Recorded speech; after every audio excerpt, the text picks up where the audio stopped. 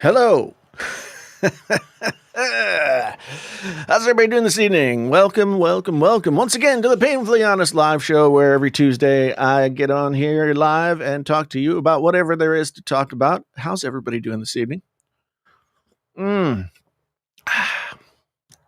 last of the coffee from the coffee pot from this morning. How's everybody doing? Yeah, it's an exciting day. It's an exciting day. Let's get some background music going. I keep forgetting about the background music. Oh yeah. Oh yeah. It's smooth. How's everybody? That sounds a little silly. At any rate, so yeah. Hey man, the old coffee is the best coffee. Oh man. So I don't know what is what. Oh, that sounds funky. We'll just put that on for now.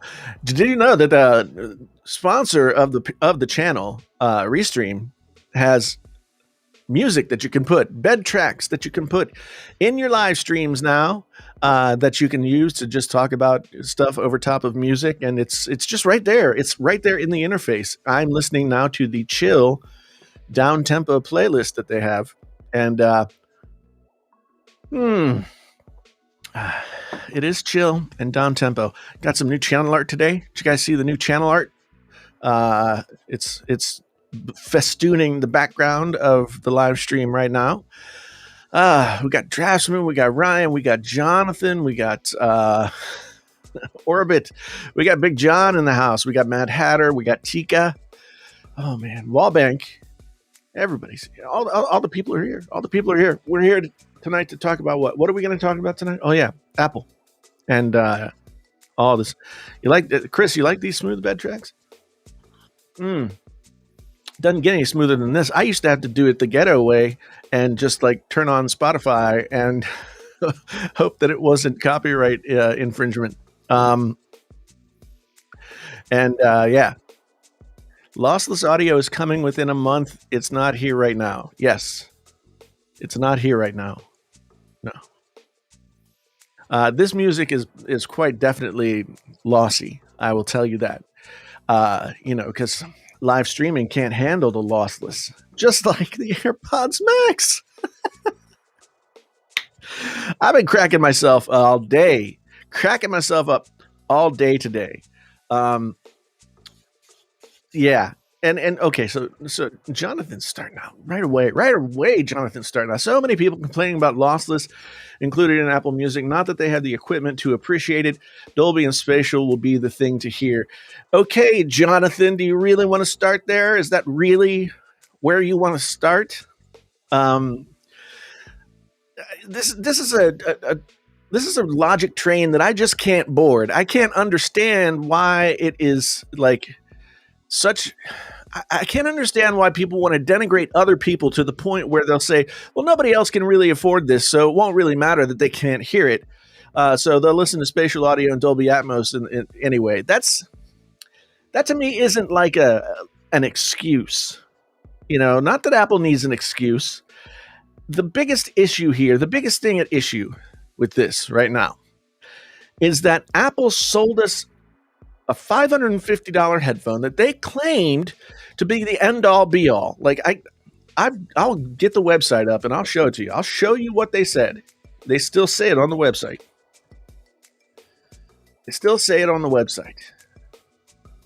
So let's go ahead and find it, and we can talk about their verbiage ourselves. How's that?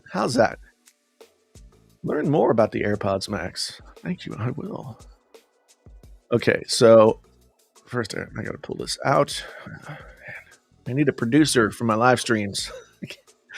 It's so unprofessional to do this all by itself. Let's see. Now let's share the screen. Yeah, let's do it. Okay, AirPods Max. Let's do it. Okay, so we'll put this up here. Boom. AirPods Max. Apple says, introducing AirPods Max. A perfect balance of exhilarating high fidelity audio and the effortless magic of AirPods. The ultimate personal listening experience is here. Okay? And we now know that it is not the ultimate personal listening experience because Apple themselves, I mean, if it was the ultimate personal listening experience, then Apple wouldn't have bothered to bring lossless audio or anything else like that around.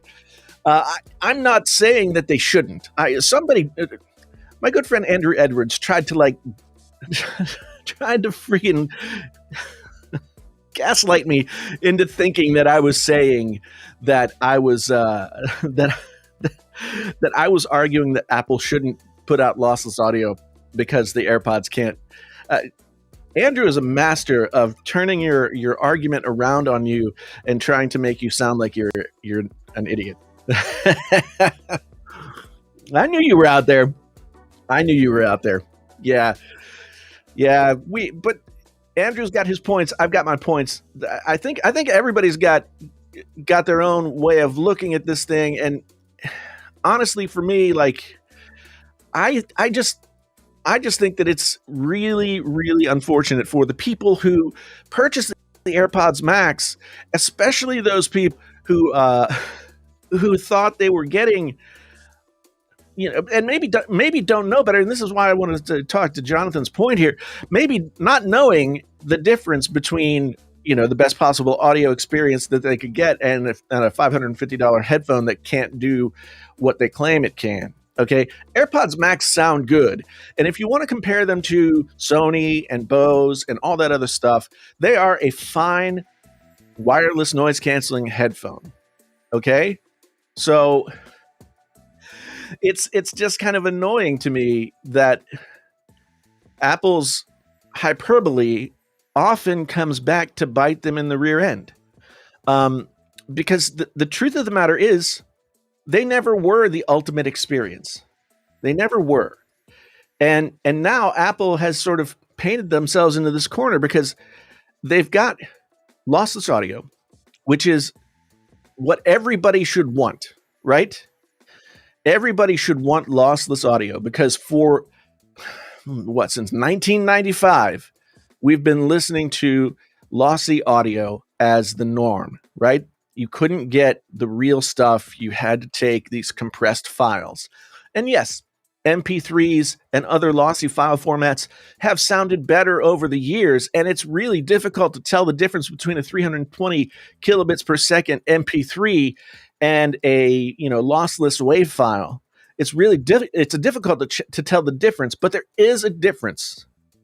There is a difference, and now that the technology has evolved to the point where lossless audio can be provided through streaming to people's earbones, then it's ridiculous for me for that somebody would say, well, I mean, most people won't know the difference, so let them eat cake. It's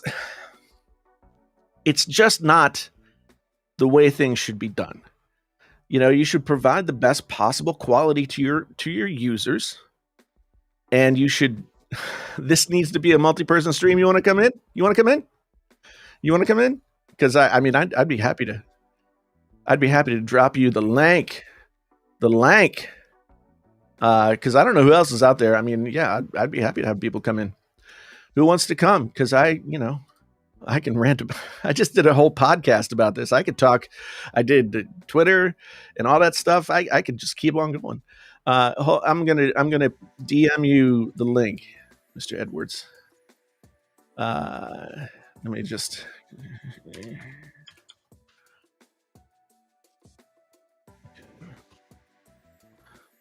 Join me on the restream, and we will discuss. I know this is going to be fun because Andrew is always like much more pragmatic about these things than I am. I'm like total. I am a total purist, I guess. and I broker no compromises when it comes to these things. So Wallbank's got the popcorn out.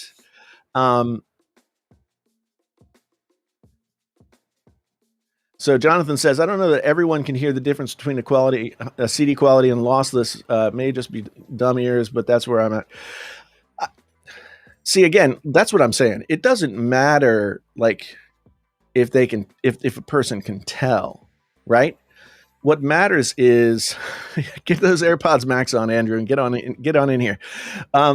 What matters is, you're delivering the highest quality product to your audience. And you know what? Some of those people who can't hear, when given the opportunity to have access to that better quality audio, might actually be able to listen to high quality audio and learn how to hear it, because nobody can magically hear this stuff. You train your ears over a period of many, many years to be able to tell the difference.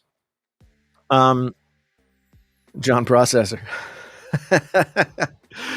Jonathan says, do you think a firmware update would fix the lossless audio? Because listening to John Processor, I would believe lossless audio is coming to the wireless headphones with AirPlay and versus Bluetooth. Well, John Processor might be right. AirPlay would probably solve the problem, but unfortunately, like, as far as I understand how AirPlay works, none of these headphones are set up to be able to sync to AirPlay. That's why they use Bluetooth. Now, can they fix that in firmware? I really don't know. I don't have access to all the information like Mr. Processor does, but it. I think the fact that Apple had to come out and admit, after not saying so at first, they had to come out and say, no, none of our audio products are compatible with lossless audio. See, and that's another thing that gets me angry about this. Apple swore up and down, got to get rid of that headphone jack. That is an old, outdated port that just can't be. Viper, you want to come in? I'll send Viper the link too. We'll get a party going on up in here. Party. Bam, bam, bam. But yeah, Apple swore up and down that getting rid of the headphone jack was absolutely necessary for the future of the world. And oh wait, let me get this. There, we're side by side now. And so it's just ironic to me that Apple it all comes back around full circle, and Apple eliminated the port that they needed to deliver this lossless audio to their customers because it was outdated 5 years ago. And in the interim, they've sold us lots and lots of really expensive wireless headphones that can't do it. So, yeah. Mr. Edwards. Hello. Can you hear me? I can. All right, perfect. Those are good looking cans there. Yeah, what's happening? We were having that discussion on Twitter, and I was getting so frustrated because it's like we have 280 characters, whatever you call it, yeah. And I'm trying to make a point, but I run out of space. So you send half of a point, and then people respond to that, and you're like, no, I wasn't finished with that point. Things are coming flying in, but that's why this is just a better place to have a conversation like that than Twitter is. I totally agree. I mean, yeah, I think I spent like a good 2.5 or so hours on Twitter going back and forth with you and other folks about this today. And it is really hard to like get your point across and not sound like a dick. For myself, but for things like this, I'm just like this actually really matters to me, because this is the place where Apple has frustrated me a ton in the past. And this to me is like an egregious example of where they sold us one bill of goods only to turn around and have to pretend they don't know that they have to eat it now. Right? Well, I think, when I saw the news, and when I saw the limitations, right? Quite honestly, you were the first person I thought of before we even had a discussion. I was like you and one other person who I know. The reason is because maybe some people are thinking it's because I think you're an Apple hater, which that's not why. It's because I know what kind of an ear you have and your background in audio. And so knowing that, I then wondered what your take would be. And I think that there are, first of all, I think these are all opinions, right? So no one's wrong here. Everybody has their own opinion. They're entitled to it. I think you are in a much smaller niche of people who have specific expectations for what audio is. You know audio, and I think I was kind of walking around earlier, but I think you mentioned like you trained your ear to be able to hear the differences between like an MP3 or a lossless wave file. Yeah, I mean, it's not an easy thing to do these days with the higher quality of MP3s that are out there, but it can be done. And I mean, if you are a very avid listener of music, or if you're a performer who records, or if you're somebody that works in a studio and records, I mean, your ear does get training in terms of like just trying really hard to listen for the things that you know you need to hear in order to be able to make critical choices, right? Of course. And so for me, being able to make those critical choices after like all the years that I've spent doing that kind of thing, I find myself feeling kind of like an evangelist for the people who maybe haven't been there. And like I was saying before, I get frustrated when people say, well, so many people won't have they won't have the ear, or they won't have the equipment, or they won't have whatever. I mean, to me, I would love for it, because everybody could buy a vinyl record in the 70s, right? And whether they had $100 stereo or not, they would play the vinyl, but the quality of the vinyl was always there, right? They could play out their $100 stereo, buy a better stereo, hear it more, and over the years come to appreciate their music even more. Mm-hmm. So to me, it's not like a lowest common denominator sort of thing. You know what I mean? It's like you can learn these things and grow, but if the quality isn't there first, then you can only go so far. So when I hear Apple's giving out lossless audio for free, I'm like, that's awesome. And then when I hear all of the headphones that they sell can't support it, I'm like, but that's just kind of insulting to me. Right. So I think there's, the point I was trying to make on Twitter is there are several different issues, at least in my opinion, that are getting packed in as if they're just one issue. But I feel like there's several things going on that are resulting in some of the frustration. You have Apple Music just as a service. Sure. Because again, I said this on Twitter earlier, like the people who are working on Apple Music, they do not work on headphones. Sure. They don't work on Beats headphones. They don't work on AirPods / Apple headphones. They're just working on the service, right? The people who are working on the headphones are not privy to, or for the most part, are not privy to what they're working on the music side. Right. They just know the music has to play through the headphones, and we just use Bluetooth for that. So any headphones we make, it'll work with our service.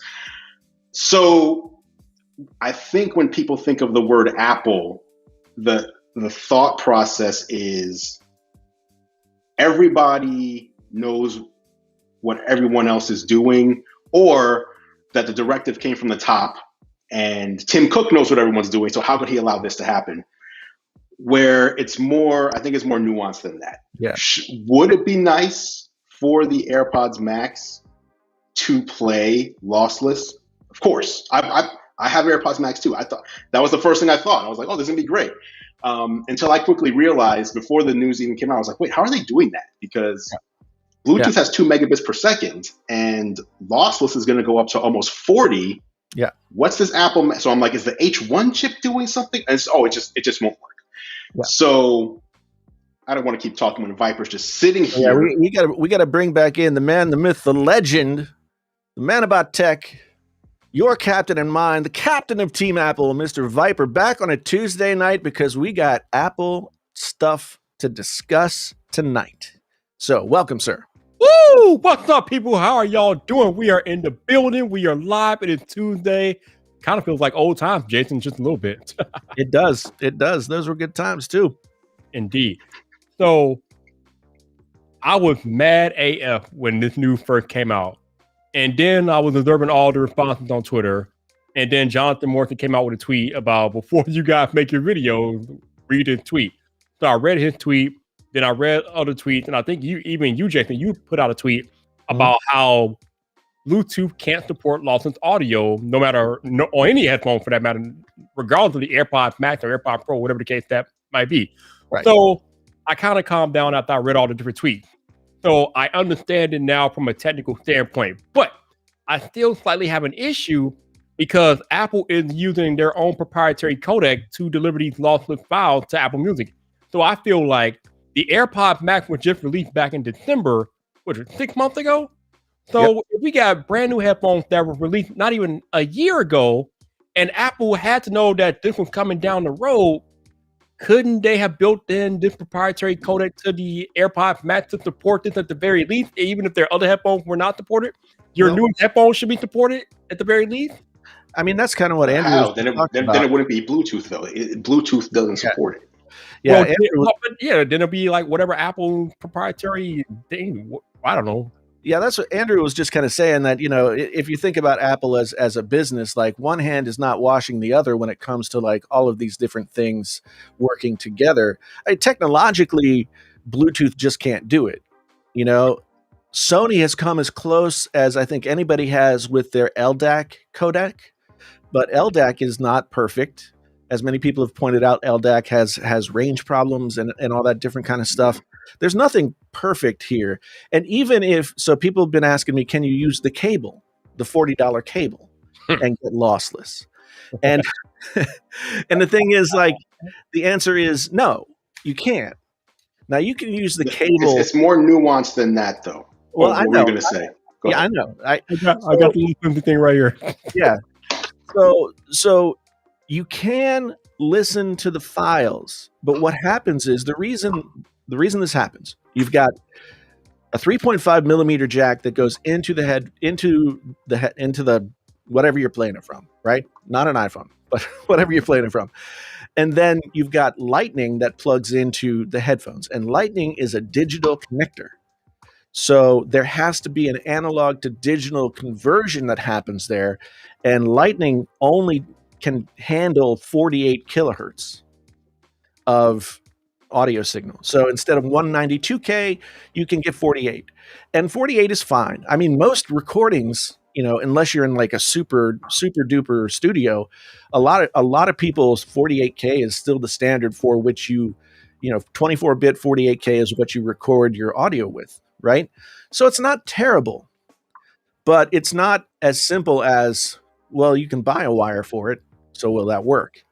I mean, you're not going to get the full experience of the lossless audio with that cable. But it will sound better than today. So if you play audio through the cable, it will sound better than the current. If you play lossless through the cable, it won't be lossless, but it will sound better than it currently sounds. Right. And I mean, this is the ultimately, this kind of audio quality thing and all these different numbers and bits and digits and all that, this is like the great snipe hunt of audio, right? Everybody chases fidelity. And the fidelity can break down at just about any point in the signal, right? I think Franklin mentioned that the iPhone can only play back at 48K. I'm not sure if that's true or not, but because I haven't looked into it. But so, I mean, there's a lot of places where the audio signal can break down. Like, so you're always best off if you go like just straight wire, as few wires as possible from signal to source, right? Mm-hmm. So if you could theoretically just plug your headphone cable into a record, that would be the best possible quality. But there are all these different ways that things flow through, and a lot in digital music. I mean, the conversions can happen in so many different places with so many different levels of quality. I mean, like, what is the quality of that particular Lightning conversion compared to something else that you could buy a la carte from another manufacturer? Like, like, it's hard to even know. So the simple answer is no, you can't get lossless, but you can get something better than what you get through Bluetooth. Now, correct me if I'm wrong here, because this is the part that seems weird to me. If you have the $19 earpods plugged in, that will allow you to get lossless audio. But so that's the weird part. It's like it's about the wire. It's not about the other tech. Well, I mean, you can play the file. Will you be able to appreciate the fidelity through those? Not likely. Right. You know, it would probably sound better through those than an MP3 would sound. But that's like different gradations of like qualities of garbage. Right. So like, are your speakers, do you have crappy speakers? Do you have amazing speakers, even if you have the same receiver or whatever, right? Again, there's the other thing places where the signal can be affected. I'm confused. I thought none of the Apple headphones was supported wire or no wire. So what you're saying is that's not true. See, people have said this, but that's not true. Okay. So what is true then? Apple sells two headphones, two wired headphones. One is the Apple, the ones that used to come in the box, which are terrible. Mm-hmm. And there's another one from Beats. I think it's called the Beats EP, if I'm not mistaken. It's a wired headphone. Okay. So those are the two headphones that you can listen to lossless from that Apple makes. Oh, okay. Then if you have any other wired headphones, you can use that $9 adapter. That will allow you to plug in to an iPhone to listen to lossless. But the other thing I've noticed, like that 48 hertz conversion still happens if you use that. Yes, it does. Dongle. So, but the one thing that I've seen, like the complaint I've seen, has always been surrounding the phone. Like people are forgetting that, like what I see a lot of people do, like they go to, when people used to go to an office, or maybe they still do from home. Like if you're a coder, a developer, right? You're coding from home and you have your headphones on, you can plug it into your Mac. Yeah. You can plug into your PC and use Apple Music over web. That will give you full lossless audio. Yeah. So everybody seems to focus on, well, the iPhone is doing this, therefore Apple has messed this up. But they make other machines that you can plug into and get lossless through. And they also have speakers built in, like these crazy speaker, not crazy is a little too strong a word, but the very good speakers in like the MacBook Pro, for example, if you set that on a table in a mid-sized room, it already sounds good. I would assume this would make it sound better because it's just like a speaker that you would have on a shelf or whatever. I was about to say, don't you dare say the iPhone and iPad speaker for lossless audio. Don't you even do that. I mean, it would sound better, yeah. Is it the ideal listening experience to get the most out of the source? No. But I mean, yes, that is a valid point. And Apple has, when you compare computer speakers to computer speakers across the board, I will say, I'll be one of the first to say that Apple wins on computer speakers across their entire line of products, from the phone all the way through the iPad, through the desktops and the laptops and everything else. They do sound better than anything else on the market. And so, yeah, you have that option to just play straight from Apple Music through those speakers. I think one of the reasons that people key in on the phone is that the phone is sort of the linchpin of this whole operation, right? The phone is their flagship product. And as the phone goes, so goes the rest of their product line. So when they took the headphone jack away in 2017, and then they said wireless is the future, that started a whole new ecosystem that was already like nascent and growing.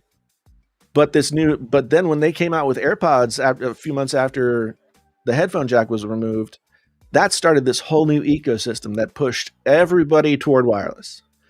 And, we kind of bought that narrative of, well, I mean, wired is kind of passe. Wireless is the future. And there are plenty of people still saying like, yeah, wireless, really convenient. AirPods make it even easier to use. It's great. It's awesome. They don't sound terrible. So fine. But it's not high quality audio, right? not in the sense that you could get it in the ways that it had been gotten in the past, right? Yeah. So everybody just kind of capitulated to the idea that lossy audio was the new accepted norm. And I mean, we used to listen to stuff on cassettes. I mean, cassettes could sound good, but they often didn't, right? So Apple kind of like created this situation, and through the phone. And I think that's why people key in on the phone. The phone is their central, most successful product, and the product that, I would say probably at least 90% of every Apple customer interacts with Apple's ecosystem through the phone. Mm-hmm. That's probably their gateway to the ecosystem. And that's another sort of layer of frustration for me, is that, like, it's an ecosystem, and when it works, it's great. But when it falls down and it doesn't work, it sort of is a worse scenario than, just like I think it was you that was saying, like, with Spotify, we're not going to yell at Spotify for putting out lossless files. Well, no, we're not. But then again, Spotify's not making wireless headphones they claim to be like the best sounding headphones on the planet. And right, but my point there was that goes back to, like, the Apple Music team versus the headphones team. Like, no, absolutely, the Apple Music team that wants to put lossless out shouldn't have to wait for the other department, or whatever you call it, to make some, like, they just, like, if Spotify can release lossless without releasing headphones, if Amazon can release lossless and headphones that don't work with lossless, right? But when Apple released, you know what I mean? It's like, that is where I feel like, when I said earlier, like, it feels like there's several different pieces that are getting just mashed together. Like, I think it's a good thing that Apple Music, for free, is putting out not just lossless audio, but the hi-fi lossless. That, I'd like your opinion on that, actually, Jason, because I've never used a DAC in my life, an external one. Yeah. And to me, when I read it, it sounded to me like this is almost like, this is like a love letter to audiophiles. Like, they're putting out an addition, like, it's higher than the $30 per month from Tidal to get just standard lossless, and this is even more than that, where you have to buy something that Apple doesn't even sell. So it's like, hey, you buy the thing that you like or that you already have as an audiophile, and we're going to provide you with this, even more premium experience, and it's for the same $10 a month that you're already paying us. Yeah. Like, that's a good thing to me. No, I agree. I agree wholeheartedly. And see, now I haven't looked into that particular thing too much, because I've been, like, overly focused on this one thing.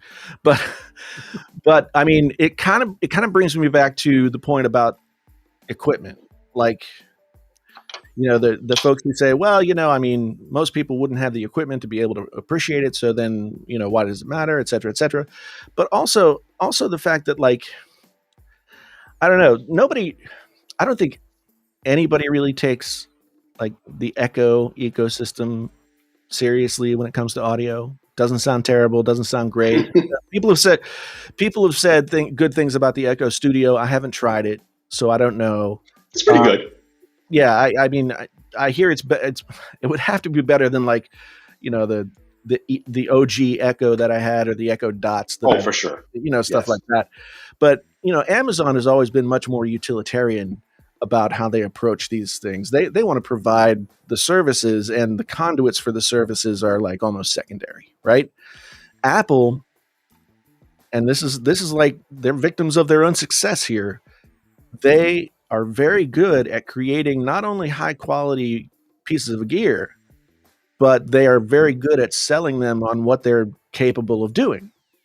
And so when that falls down and it doesn't happen, and, we all know what kind of focus Apple gets from the masses anyway, then it becomes an issue. Apple either has to be perfect or terrible. Right. There's, like, no in between. And there is the gray area, like what you were just talking about, right? Where they are providing in some small areas better service than anybody else for a lower price if you are one of the people who has the right equipment and can appreciate it, right?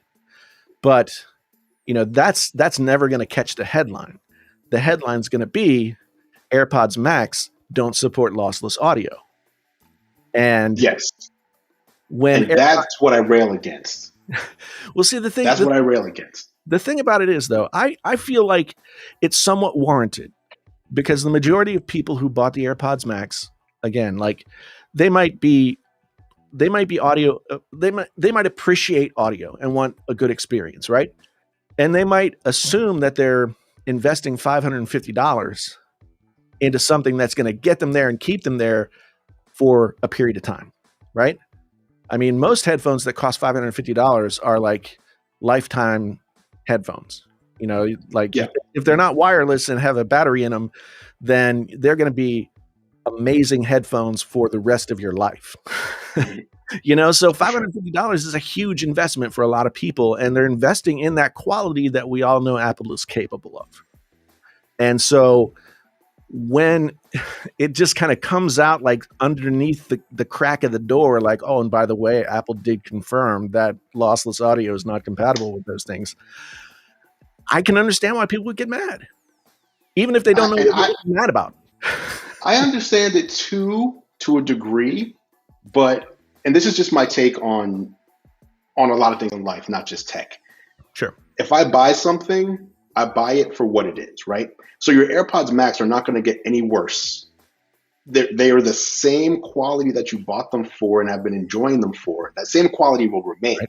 This new free thing that's being released, it may not be compatible with, and we may even add the word yet, because we don't know what's coming in iOS 15, and there's some rumors that they may end up being compatible, but we don't know. So supposedly, somebody said before you came in that John Processor, I love autocorrect, that John is saying that somehow through firmware they're going to make the headphones AirPlay compatible, which would then make them make it possible to do lossless. But I mean, the HomePods are AirPlay compatible, and they're not capable of doing it either. So, I mean, we might add the word "yet" onto that too, because we don't know. Yeah, maybe they will be. The HomePods were their best shot at being able to do it. Unfortunately, they discontinued them 2 months before they they decided to release this awesome feature. Yes. Well, they released the HomePod in its current form, but more to come. More to come on that front. But I honestly think, like, when you buy something, you buy it for what it is. And I think we saw this a couple of weeks ago. Like, you don't buy something with the future in mind, like what might be. You buy it for what it is today. And if you like what it is today, and if you're $550, if you felt it was worth paying for at the time, all those same features remain. They're not going away. So to be upset that you're not getting something that you didn't know you were paying for, that you didn't think you were paying for, but now it's here. It's like, but why don't I get that thing too? For me, like, I feel like it's, you got what you paid for. You got what you paid for. But it still will do what you paid for them to do. I agree with you to a certain point, although I will say this. There are some things out there that have a shelf life of, like, let's just say like the PlayStation 4, right? Yeah. PlayStation 4 came out. It had the capabilities that it had when it came out, but we knew that the potential for it was more. And eventually it realized that potential, right? Same thing with the next generation of consoles. And the same thing with, if you buy a desktop computer that you can upgrade and such, you know what you're buying in terms of, like, you're trying to stay ahead of the curve, right? Yeah. You don't want to buy, in terms of that kind of stuff, you want to buy the thing that's gonna grow with you. And so I think that it's like, which things are you supposed to think that about?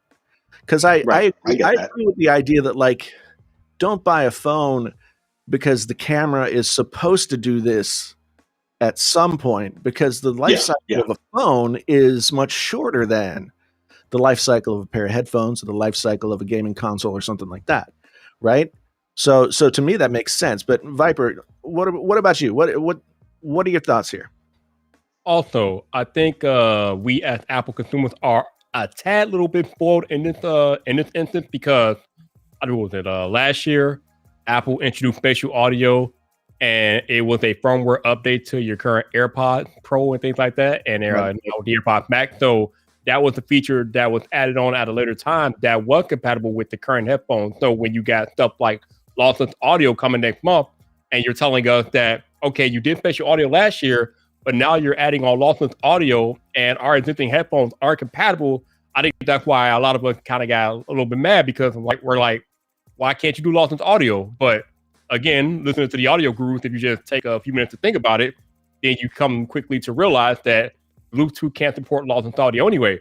But Andrew, there is some speculation out there that Apple might release newer headphones down the road that can support lossless audio. So I'm curious to get your thoughts on that because we know that the AirPods 3 have been rumored, although I don't think they are the headphones that we are looking to support lossless audio. But do you think that Apple could release some headset or headphones down the line that could support lossless? Well, there's a rumor that the current headphones may get an upgrade that would allow for lossless. But so I saw Genosis mentioned there's lossless compression. Apple should look into lossless compression. But the thing is, Apple's lossless files are compressed. They are using lossless compression. So they're not the full wave file. They're lossless compression. To get it to fit within the Bluetooth bandwidth, it would need to be compressed 20 times more, at least 20 to 40 times more to fit. And that's just not going to happen. So because then you're going to lose. It's not going to be lossless anymore when you compress it that much. It's not going to work. Right. And then I was trying to see the people in the comments who were saying things, but remember, I mentioned this earlier too. If you look at the press release and the announcements, it was really a press release about spatial audio coming to Apple Music. That was the press release. 9 paragraphs were talking about that. And then 3 paragraphs on lossless, but one of the paragraphs of the 3 was just talking about go to settings and then go into music and then tap. It was just a paragraph of how to find it. So it was really 2 paragraphs. The first paragraph of the release was all about spatial audio, and then there was one sentence that was like, oh, and we're also putting out lossless music too. Like to Apple, and I was saying this earlier, like when I said it was a checkbox feature, I'm saying to Apple, like we either have lossless or we don't. Now we do. Now we have it. The big thing that we're talking about today, again, from Apple's perspective, is that spatial audio is now coming to Apple Music. So if you like spatial audio when watching TV and movies, you will now be able to experience it in Apple Music. And that is going to be compatible with all headphones, not just AirPods, not just Beats, but any headphones that you own, whether it's another competitor or whatever. Everybody that listens to an Apple Music track in spatial audio will be able to experience this. So when you look at what they're trying to put out, to me, when I say lossless is a checkbox feature, it seems like they're just saying, if this is something you're interested in, here it is.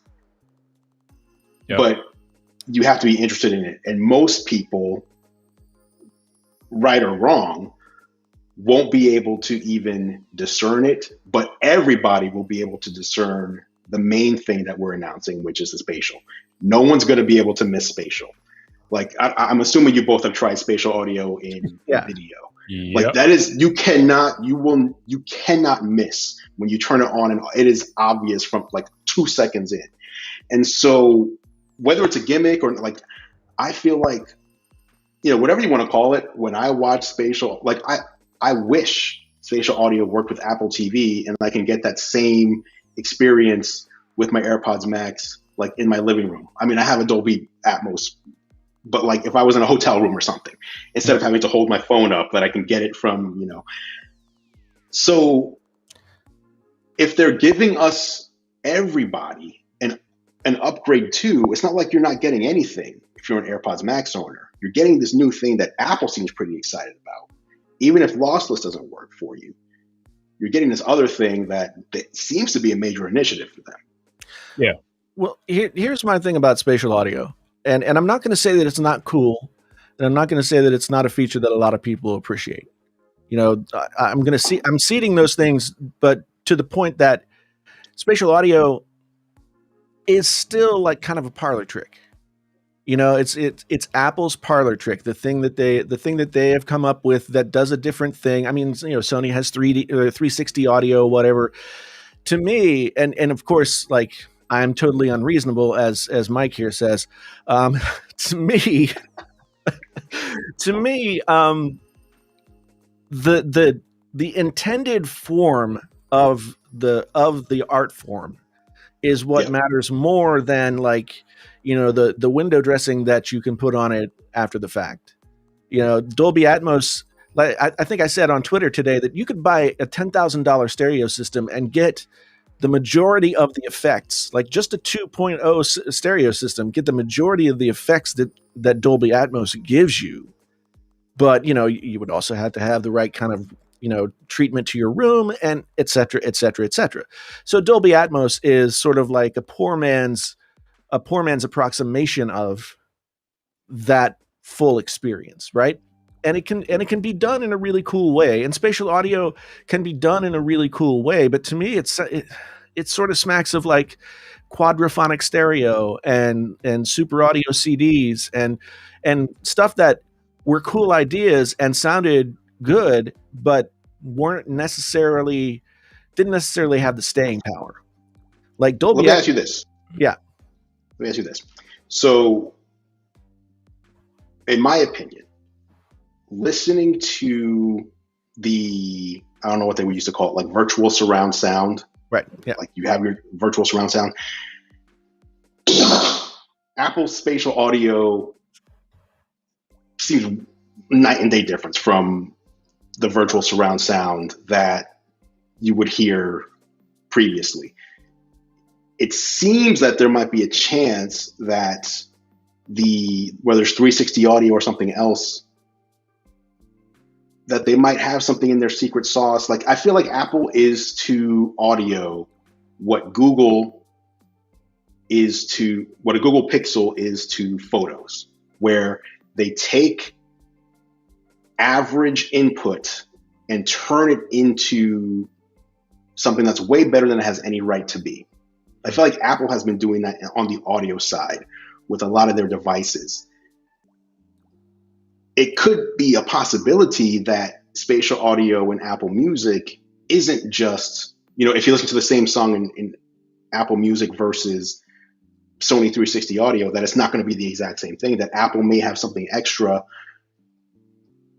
to bring to the table and, being who they are, convince, whether it's studios or producers, I don't know the chain, how it goes, to convince whoever it is to remaster in this format, which kind of forces it to not just be better for Apple Music, but again, if you can use that same file across Spotify and everywhere else, add something new to music that wasn't there before. So I mean, I see what you're saying, but I really don't think so. Because at the end of the day, all music formats still come back down to like stereo speakers, and so with spatial audio, I mean, there are people who do mix and compose and all that kind of stuff in 5.1 and 7.1 surround sound, like for film, and some music is mixed in that way as well, but it's not as common. And this is there have been times where there have been new formats that have come up that offered something slightly different. The only thing that would worry me about it being Apple is that while Apple is a huge competitor and probably the biggest in the marketplace next to Spotify, at least in terms of streaming service, and they have a ton of pull, it's still proprietary. And so at the end of the day, I don't see Spotify being like, oh yeah, we'll carry the spatial audio files. It's because it's still like that competitive thing. Now, something like Dolby Atmos, if you could record a record, right, and do it in a way that was intended for Dolby Atmos performance, right? Then that would make sense. But I mean, I don't know that many music performers could do that. It would be great for, I know that if you're recording classical music and the way that that's recorded, Dolby Atmos recording as a format might be a great way to do that. But yeah, with something like spatial audio, which is, to my understanding of spatial audio, still like a DSP, kind of digital signal processing thing, right? And it happens more inside of the headphones than it does like at the file level, right? True. So I don't see it becoming a standard, but especially like, I don't know, I've had this thing, like when I reviewed mostly headphones, I made these videos about virtual surround sound. I made one video about virtual surround sound that was just like, it is not real. You know what I mean? I mean, they used to make virtual surround sound headsets for gaming that had like 5 speakers in each one and all that kind of stuff. But it's still like, you can't fake the space, right? Yeah. You can't fake a 5.1 surround sound system like strapped to your head. And even when you have like directional audio for gaming, it's gotten a lot better in the past like 7 or 8 years. But directional audio is still, it's still being processed to be that way. Okay, first off, Jason, we can talk about spatial lossless all day and night, but spatial audio is no gimmick. I promise you that. It is real. It's night and day. I'm not saying it's a gimmick in terms of what it can do or how it sounds or anything like that, but it is still like Apple's parlor trick. Well, yeah, but it's one that worked very well. I kid you not. It worked too damn well. The other thing that I don't know if you guys have touched on this yet is that in that press release somewhere way down at the bottom or whatever, Apple said that customers will need to opt into lossless audio because of the increase in bandwidth. If you are not on an unlimited data plan, hello baby, your data rate might go up. Yeah. So that's something that people need to be aware of if they don't have an unlimited data plan. If you do plan to partake in the lossless revolution, just be mindful of the data because it's more than what your normal music file will partake. Yeah. Well, it's good that they put that warning out there. Although, like, I think you're talking about Mint Wireless and some of the by the month things those are some of the only non like unlimited plans that I can think of these days. I think almost every carrier is like unlimited unless you ask to not be unlimited, right? But it's good. But some have data caps and that kind of thing. So it's good to be aware of that. I mean, heaven forbid, it might even be better if you downloaded the music onto your phone and had it right there locally. I mean, that's as long as you have the space. I know, but see that's the whole thing. Everybody's like, well, you don't need all that space. 128 gigabytes is fine. I never said that. Give me all the space I can get. I hear this all the time. I'm like, and I'm just like, well, no, you don't have to have the space, but what if you? There are plenty of people. I mean, you and I are both old enough. Viper's old enough to remember when the data wasn't fast enough to stream the music, so you had to have it on your phone. And God forbid you wanted to watch. Sure. God forbid you wanted to watch a movie, right? I mean, you gotta have. That's when the SD cards that were so prevalent in the Android phones were a godsend because you could get an SD card and put like your whole library in there. True. And you never have to worry about anything at all. And in a weird way, those days seem like so innocent now. The other thing, Jason, this is more for you. I don't know. Maybe Andrew knows about this, but I know you know about it, Jason. So we're talking about lossless audio, but there are actually a couple options that Apple is presenting with this. They're presenting lossless audio, and they're also presenting hi-fi lossless. Now, with hi-fi lossless, you need additional audio equipment to take those files in. So, Jason, have you talked about what people will need if they want to consume hi-fi lossless? No, and I need to look that up. And unless Andrew knows right off the top of his head. What's the question? Hi-fi lossless from Apple. You need a like an external DAC. Right. Okay. Like a USB DAC. So I assume, again, I've never owned like a high quality DAC. I assume it's like if you want to listen on your Mac and you want to use hi-fi lossless, you need to plug in something between you need your speakers and. Well, I mean, it's sort of like, I mean, you could easily get like an audio interface that you plug microphones into and that kind of stuff, as long as it has the ability to decode. I assume like 24-bit 192 kilohertz is what they're talking about, right? Yeah. So if it can record in 24 192, then it can obviously play back 24 192. So you can get audio interfaces that'll do that for $50. Again, it's like, it's what are you getting for that amount? You can also spend. Is that a gimmick? No. Is that a gimmick? No, because I've seen people say it's gimmick, it's snake oil, like that higher level versus like CD quality. Now, CD quality. See, this is where we get into that question of like, what can each individual person actually hear? And that's not just like their ability to hear it. Like, how have they? What has their experience been with listening to music that has maybe helped train their ears to be able to discern the difference? The average person who doesn't listen to music for anything but enjoyment and doesn't really care about what the source is, I mean, they're probably not going to be able to tell the difference. And to them, yes, snake oil. Although I think most people, if you took 24-bit 192 and you put it up against an MP3 file, right? An MP3 file, like even like 128 or 256 or even 320, I think a lot of people would be able to tell the difference in a lot of songs. Some songs, not as much as others, because a lot of times it's how it's recorded. See, because people forget, like these songs don't come out of nowhere, right? People go into a room and they stand in front of microphones and they play instruments that have a particular sound and sing with voices that have particular timbre, and it goes into a mixing console that has particular wiring that goes onto CD or goes onto tape or goes into the computer and comes out another end and goes to another person. And, so it passes through all these different places. So what if the room that you're recording in doesn't sound great?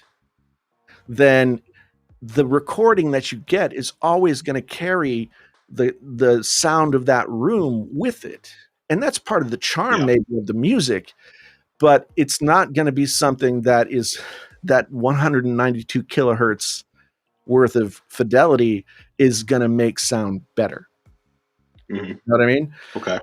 So, but if you take a classical recording or you take something that was recorded in one of the best recording studios on the planet with engineers who really knew what they were doing with the most expensive gear possible, and time and love and consideration is going into it, and then it gets the 192 kilohertz treatment, you can hear the difference. And I would be really surprised if even the most uneducated ear, quote unquote, couldn't at least tell that there's a difference between like a 16-bit 44.1 CD quality and that much higher bit rate. Does it matter? That's the question that everybody, when they say it's snake oil, it doesn't, you can't hear it, blah, blah, blah. That's not really the question. The question is, at a certain point, does it matter? Because 192 kilohertz 24-bit doesn't make the music better, right? It doesn't change the performance of the musicians. It doesn't change the artistry of the composition, right? It doesn't change any of those things. And those things are universals that can be communicated from the cassette that you just pulled out from under the car seat in your 1982 Dodge Omni, or on like the highest CD quality or the highest lossless file that you could possibly get. The performance and what it brings across is what actually makes people love music. So it's kind of like, at a certain point, high fidelity is about, it's cork sniffing. It's like wine tasting, You've trained yourself to be able to really appreciate the difference in the tannins. And it's fun. And it's a pastime for a lot of people. But, it doesn't really matter.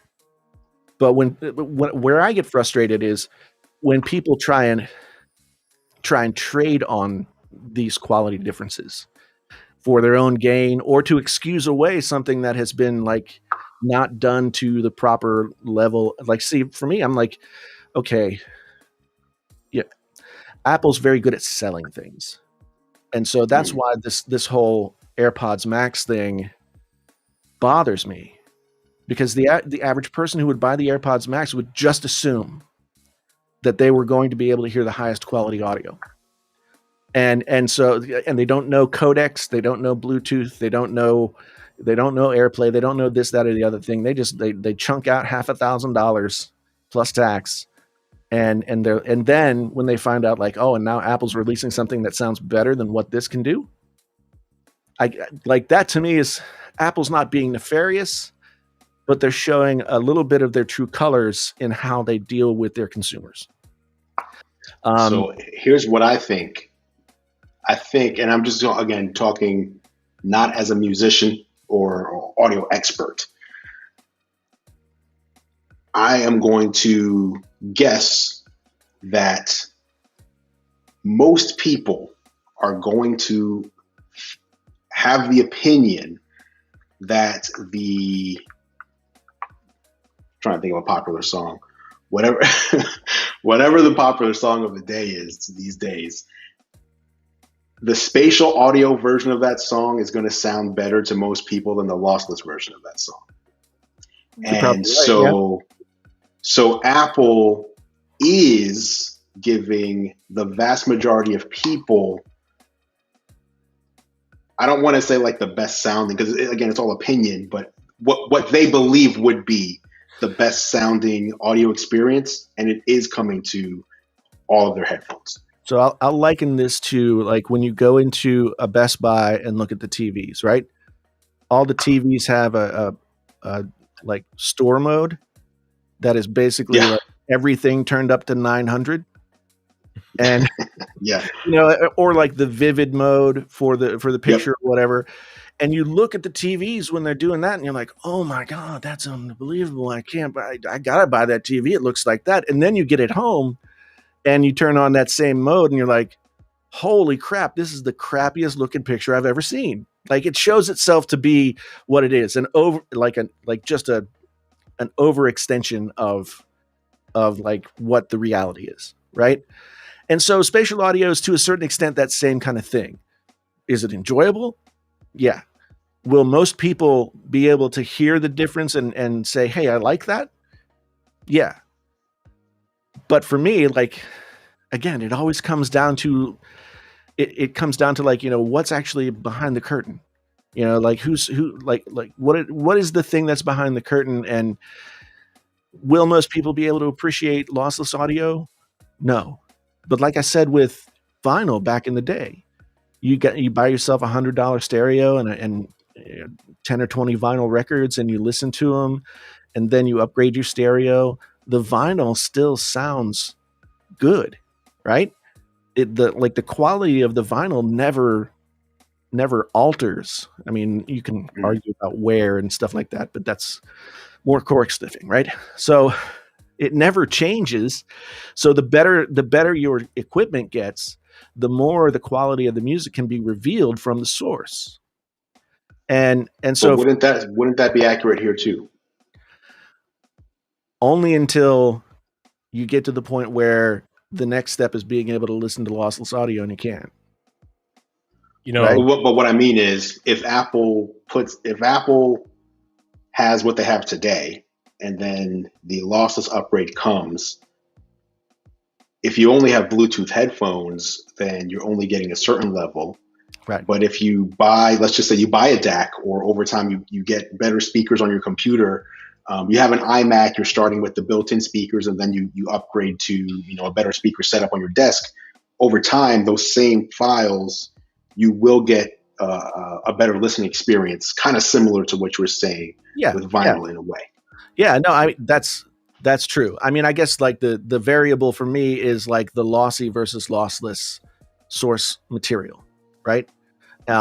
You know, when you're listening to lossy material through a Bluetooth connection, it's not as big a deal, and codecs have been developed to improve the sound artificially, right?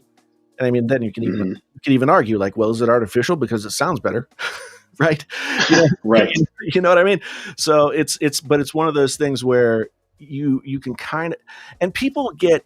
I mean, I see people in the chat saying like, nobody's going to hear this. It doesn't really matter. It's just, you know, it has to matter to somebody, because otherwise people, if it's the expectation to just accept like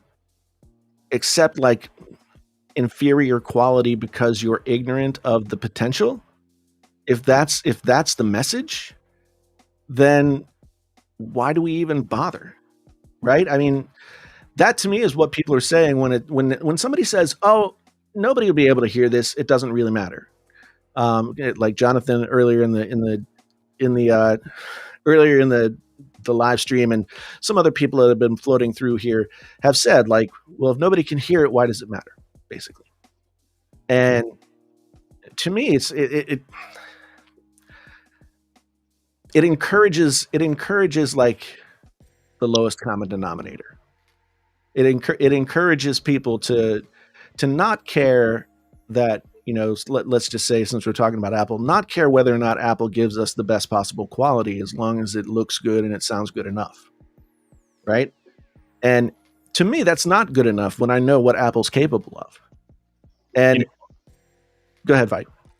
No, I think it goes back to what Andrew was saying earlier. The headline was spatial audio. The headline was not lossless audio. And I think the headline was not lossless audio because Andrew, as he is usually right, highlighted that most people can actually experience spatial audio with whatever they have right now, as opposed to the lossless, where on most headphones it's not supported unless you have like the earpods with the wire and things like that, or whatever other headphones have a wire. I don't know if enough people can appreciate or have what they need to experience the lossless audio for Apple to make it a highlight of their press release, which is probably why they didn't. It's one of those things where it's nice that it's there, but I don't know if many people will be able to experience it. And the other thing that we also have to take into consideration is that Apple isn't charging extra for any of this stuff. So we can be as mad if we want, but it's not like we're paying extra. Now, if this was something that we had to pay extra for, then all hell yeah, get mad. But they're adding all of these features in for free. So I don't know. Two things. Okay. If Apple would have been able to put lossless audio onto the AirPods Max, that would have been what they led with in the press release. They buried it in the press release because it's not the thing they want people to focus on, because it is a failure of this particular moment that they can't do this. So they're not going to focus on it. Whereas, I mean, again, spatial audio and Dolby Atmos are both cool things, but if Apple could feather in the cap, say, we've got the best audio quality in the business and we've got the best headphones to experience it with, then they would have been crowing that from the highest of rooftops. Is it really a failure, though, if no one else can do it? It's a failure in the sense that, as we've said before, some people will expect it. Some people, will learn and listen to what lossless audio is. And as I think Genosis said before, like, who was talking about lossless audio on Sunday? Nobody. But on Monday, we're talking about lossless audio because Apple brings it to the table, right? Apple brings it to the table, and then there are some hiccups in the giddy up of lossless audio when it comes to bringing it to Apple's loyal customers who have bought into their ecosystem of products, right? So it's a failure in that sense. Now, and it's not that spatial audio is not going to be, a thing that a lot of people are going to enjoy. It's not that spatial audio and Dolby Atmos aren't cool in and of themselves, but when we're talking about music, I mean, the nerds still kind of drive the bus when it comes to the conversation about music, right? And I think sometimes Apple doesn't want it to be that way, but there are still plenty of people out there who can say, well, you're glossing over the fact that it can't do this thing and saying that, it does all these other things, and that's fine. But I guarantee you, if they could have done spatial audio and Dolby and lossless all at the same time, lossless would have been first. Okay, let's talk about that real quick, because you just said the nerds drive the bus when it comes to conversation.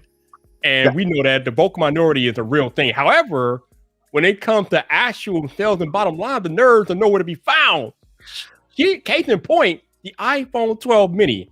By all accounts, the sales for that thing are not the greatest, but the nerds drove the bus that they wanted a smaller iPhone. They wanted that smaller form factor on the mainstream series of iPhones. Apple gives it to them with the iPhone 12 mini.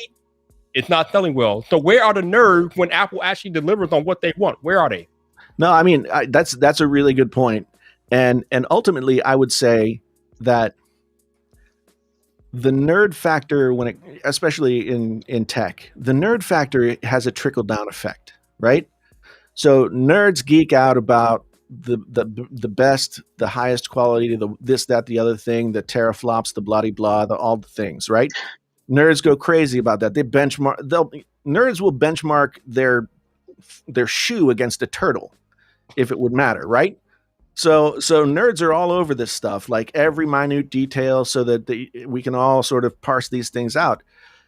Ultimately, it trickles down to benefiting the consumer who doesn't know any of that stuff, because they get the benefit of all of this up here. It's sort of like saying, okay, so the M1 Macs are as much computer as 99% of everybody who uses a computer would probably ever need, at least within the lifespan of that device, right? So is that to say, like, well, they should make a slower computer because people don't need it? Because that's really the argument that's being made about lossless audio here. It's like, well, lossless audio is like over and above anything that most people would ever appreciate. But without the lossless audio, you don't get the spatial audio, because the spatial audio is something that's predicated off creating a better experience out of something lesser than the best. You see what I'm saying? I think it's more akin to time out. You just said without lossless audio, you don't get spatial audio. What? Huh? How does that work? We already get spatial audio. No, not. I mean, I'm talking in the extemporaneous, like, what comes first, the chicken or the egg? Ah, okay. I'm like, oh. So, I mean, all of the stuff that they try, all of the stuff that they take and like sort of make something that's not quite as good better is still, like, in some way or another an attempt to approximate the best, right? So, I mean, I don't know if people want to argue whether or not, like, lossless audio as in like it's as close to what came out of the final product that exited the production process. I mean, if you were talking about film, everybody would say, I want that. It's as close as possible to what came off of the production line as soon as the film was done, right? The editor hits export, and there it is. If we're talking about film, everybody wants that. But when we're talking about audio, there's always this conversation about whether or not we want it or need it or anything else, because so many people won't be able to appreciate it, or they don't have the. I mean, not everybody can appreciate a 4K Blu-ray or whatever is the best possible format for video viewing. 8K television. I know Andrew's got the 8K television, but not everybody has got. So it's one of those things where, again, like, everything trickles down from Samsung has its top of the line TV, and then the features sort of trickle down. So you get some of the features of the top of the line TV and the next couple of lines down, and then you get less, and then you get less, and then the technology changes entirely once you get past like that flagship level, right? So I think, to me, like, audio always suffers because you can't see it, you can't touch it, and so like its qualities are not easily describable, not easily communicated. Actually, we just had the conversation last year, but it wasn't about audio. What was it about? The 120 hertz refresh rate and whether on iPhone. Yeah. I mean, or the iPhone XR. Yeah, exactly. No, I mean, well, the iPhone XR is a great example of a place where they were able to take the qualities of the better version of the iPhone and somehow make the right choices about what to include in the lower end model to approximate a similar experience, right? I mean, I didn't think it was possible. You know that. We had this conversation. Yeah. I didn't think the XR would turn out to be as good as it was. Turns out that it was. Now, could Apple pull the same thing with audio as they go into this next phase of improved audio quality and new features that they themselves are developing? They could. I guess, I could be eating crow. You got some commenters who I think they're hitting it on the head from what I think my main point was, and maybe Vipers too. Stability and Chaos and Devin have both made the statement that Apple focuses on experience, not the spec, right? So if they can give you the experience, what is the experience going to be when the new Apple Music and iOS 14.6 comes out? What is the feature that you're going to hit play and feel like you're getting an experience that you never had before? Right. I think that is really what it comes down to. And why I kind of disagree that even if the AirPods Max somehow were able to do lossless, that it still wouldn't have been the headline of the press release. Because, and again, this is more anecdotal now, but just from myself and other people who have been around, when we try to listen, untrained ears, of course, for lossless versus not, like Tidal would be the main example here. Yeah. It's usually, okay, we're listening, and it's like, oh, okay, I think I hear it. I think, oh, okay, it's like you're confused. You're like, you think, maybe not, I don't know. And what percent are you correct and what percentage are you not correct versus this other thing, like I said, it's going to be, we're all going to know the second we hit play. We're all going to know, oh, this is their new thing. Right. So I think it's a more discerning person who will appreciate lossless for what it is versus, because I think there's also a placebo. Like there's people who subscribe to Tidal and they use Bluetooth headphones and they're convinced. Oh, I know. That you know what I mean? It's the placebo. I feel so sad for those people. It's like like watching the kid play t-ball that can't hit the ball off the tee. Wow. But it's true, right? Versus someone who really knows what they're doing. Yeah. And so, because I had somebody send me a DM earlier today asking, like, well, even if it's not the full lossless experience, like, would I still be able to hear a difference listening to AirPods Max and lossless? And I'm like, well, I mean, wirelessly, no, because it just can't do it, right? But now that we've all had the discussion and we've sort of parsed it out and we figured out, will the cable do something different? Yes, it'll do something different. Will it be lossless? No. Will it be better? Yes. Right. So, I mean, I get the experience thing, and I think, and I guess, like, it comes down to the Peter Parker conundrum with me, which is, with great power comes great responsibility. Like, Apple is the most powerful company in the world. They could put friggin' chamfered edges on a turd, sell it, and everyone would buy, right? And think that it was the greatest thing ever, because that's what Apple is really good at. So if I want them to do the best that they can. And that's kind of why when things like this come up, I get really fired up, because I don't feel like the whole story is getting told. And that's a lot of times because the people telling the story don't know that part of the story.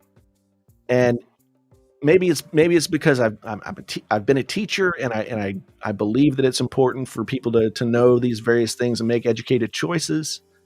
But there are times when Apple tries to skate by on sort of like halfway. Like, if they hadn't been asked about lossless audio, when would they have told us? Right?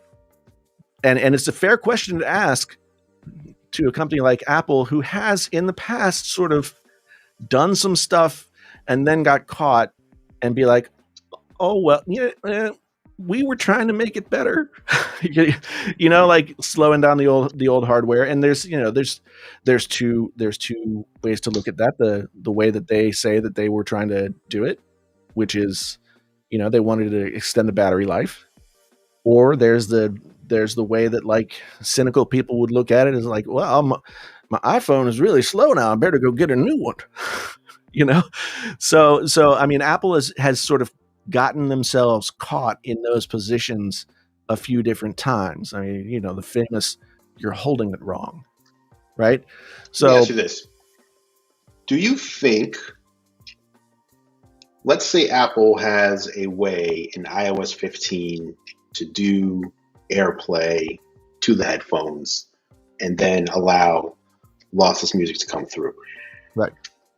Is it your opinion that the Apple Music team should not have released this feature until that happened? Or is it release a feature when it's ready, and then when that next feature is ready, it'll come as a bonus later? Well, that's a good question. I mean, I think if I'm in that room, in that meeting, having that discussion, unless it's absolutely necessary to release lossless audio along with spatial audio and Dolby Atmos, unless it's absolutely necessary, I would choose the path that's not going to confuse the consumer all that much. And so that path might be, hey, we're just next month, we're releasing iOS 15. We're going to tell everybody about it. So why not hold on to this until then? And it can be like that bonus feature. Oh, and guess what? Behind door number 2, lossless audio on your AirPods Max, right? But the reverse way of thinking about that could be true as well. Well, release it all now, and then when we tell them we can do it 2 months or a month from now, everybody will be happy, and we'll get back into the good graces. Because you also have Spotify about to release this feature too. Yeah. But it could be the same thing for Spotify, though. I mean, if they release hi-fi files, then you'll need special equipment to enjoy it. You can't enjoy that with regular headphones. But back to what I was about to say, this isn't the first time that Apple has kind of gone about giving us the news in this way, like telling us about something, then actually bringing it out at a later date. With the iPhone 7, they presented portrait mode at the keynote, but it wasn't available for, I think, a month or two after the release of the phone. The same thing with the iPhone 11 and Deep Fusion. They showed us Deep Fusion at the keynote, but Deep Fusion wasn't even available for like a month or two after the release. So it's not uncommon for Apple to show us something, but we don't actually have access until later on. So, I mean, they announced lossless audio this week, but theoretically it's not coming out until next week, or not next month, even though next month right now, most of us won't be able to take advantage of it unless we have like the wired headphone. But it is very possible that later on down the road, there could be a firmware update, software update that does enable our headphones to be able to take advantage of it. So I guess my point is that this is not uncommon for Apple. No. And like I said, I think Apple, because of the spotlight that gets put on them, and that's the double-edged sword of being the most successful at what you do.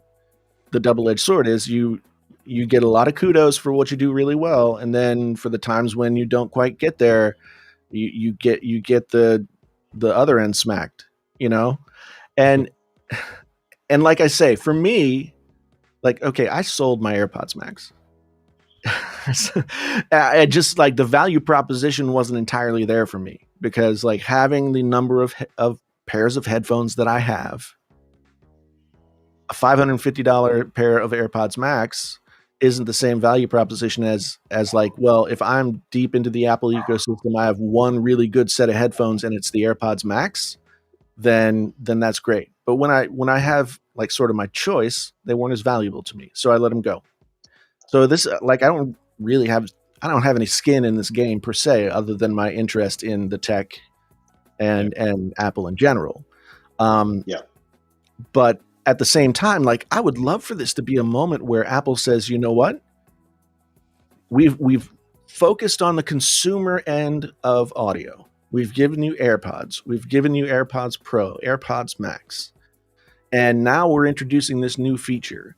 And here's where we help you get into that next level if you so choose. But there's no, it's like with the HomePods. There's not enough volume in that business to make it make sense for them. So, I mean, I would love for that to be the case. I would love for Apple to like come out with a hi-fi of their own, like, listening to the HomePods as your surround sound system for the TV is a pretty impressive experience. You would never believe that it was possible. You still have that set up? I do, although I just brought my speakers and stuff, my big separate system back in, because I felt like, So I'm glad you.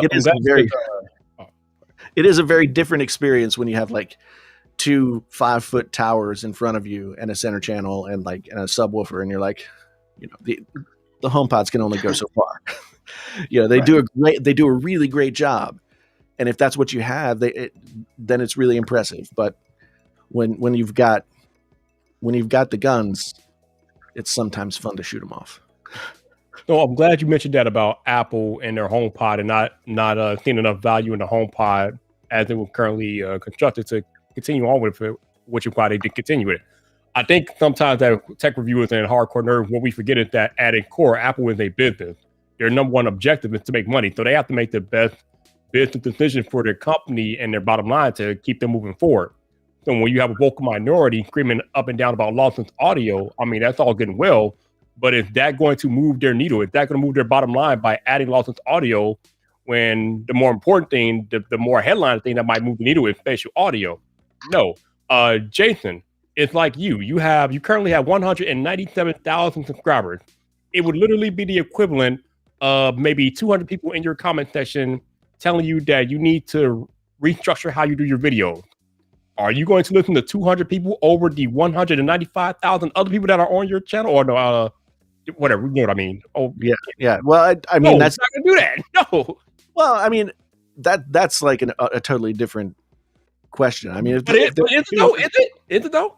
If they're the 200 people who show up to watch my videos and are like, the folks that I know and are like really, really like, down with my channel, I always listen to people's feedback. You know damn well what I mean, Jason. Stop it. I do. But I'm just saying, I could see a scenario in which I would, although it might not be advisable. How's that? You know what? I feel like something just occurred to me, and I don't know how this is going to work out, but it occurs to me that there has to be a way in the future to get lossless wirelessly if their flagship product is not going to have any ports at some point. Right. Unless this is the inflection point at which they say, what we're doing with spatial audio is better than lossless audio, so you won't even care. And lossless becomes more of a niche. Right. You need to do it with your Mac or something like that. They already told us that the headphone jack was a useless, outdated port, and that they alone had the courage to get rid of it. Right? I mean, they said that. It did take courage, though. It takes a certain amount of balls. Because no one wanted to go first. It does take a certain amount of balls to go up in front of like however many hundreds of thousands of people were watching that and spew that amount of bullshit. That is for sure. Because I mean, I haven't been more upset about something audio related than when I heard that come out of Phil Schiller's mouth. I was just like, you are not going there. You're not. I mean, because honestly, like, it was, and maybe we can look back and it's much more visible now than it was then. But it was so obviously a snow job, and it, like, centered around giving Apple the advantage in terms of where they wanted to take the market, right?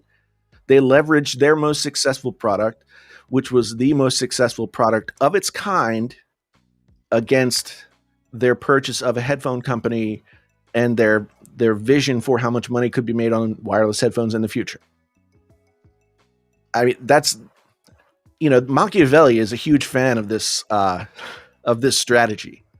The take something, create a situation in which there is now a problem where there wasn't, and then come in with the solution.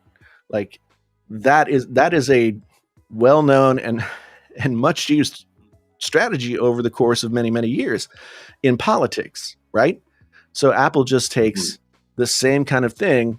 They remove the headphone jack, which causes an urgent issue that they then provide the solution for.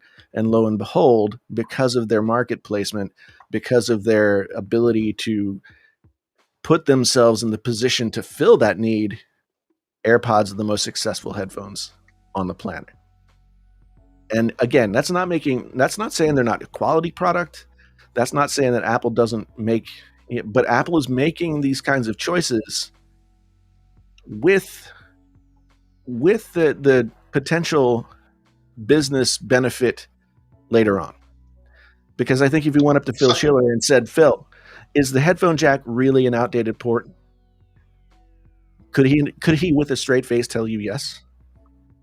I mean, it's not the port that most people use, and it's not as convenient as wireless. But I think that's the point, though. Yeah, I feel like there's, again, you're the audio guy, so I get why you take so much offense to it. But Apple, most people use the headphones included in the box.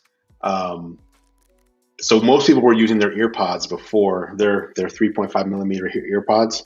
Yeah. With the iPhones. Apple continued to include headphones in the box for 4 years after removing the headphone port, which is a lightning pair of headphones. So it took 5 years for them to stop giving you something for free in the box. So they weren't like, hey, we're removing the port, now figure it out on your own. By the way, we have these AirPods if you'd like them. It seemed like the market was kind of going there anyway. It was. I guess, and what I take issue with is like the sort of drummed up narrative about the headphone jack, because if I wanted to listen to lossless audio on Apple Music right now, I go dig my V50 out of my box and I charge it up. And if Apple Music had lossless audio available today, I'd be listening to Apple Music lossless audio without a hesitation, because the V50 has on Android. I need everything I need to listen to high quality audio without additional things to buy or anything like that. That, to me, that's the thing that Android. But that's the only thing about that phone. Like, the LG was only able to sell the small amount of phones that they did, I think, in large part because they leaned heavily into the audiophile. Like, Apple and Samsung didn't have to do that to sell phones. Well, I mean, we could argue that LG didn't even lean into it, and that's part of the reason that they didn't get more of the market share. They didn't advertise that to the right people, right? It's just, that is true. They didn't advertise anybody. in a marketplace where there's a dearth of headphone jacks, period, let alone high quality headphone jacks that are giving you great conversion, they're the only ones doing it. The audiophiles are going to go find it, right? But if you sell it, then maybe you sell a few more phones. But that was the problem with LG all along. I don't want to let this go, but I want to say thank you to Wallbank for the $9.99 super chat. Even though he's probably already gone, I do appreciate it. Super chats always appreciated. If you guys have burning questions, I mean, I know the chat has been flying by tonight, and I haven't really been able to keep an eye on it because we've been having this conversation. But if you do have a burning question, just a cheap super chat, we'll get it in front of us and we can answer it. I hate to do that. It's not necessary, but if you do have a burning question and we're missing it in the chat, that's one way to get our attention. So with the audio thing, I think we've beat the audio thing to death right now. The other big Apple news today, though, well, there's two more big pieces of news today. The chosen ones have gotten to release their iMac reviews. Here you go. Right? So, I mean, it was what we thought it was, right? I saw somebody with a Dell monitor and a Mac Mini taped to the back.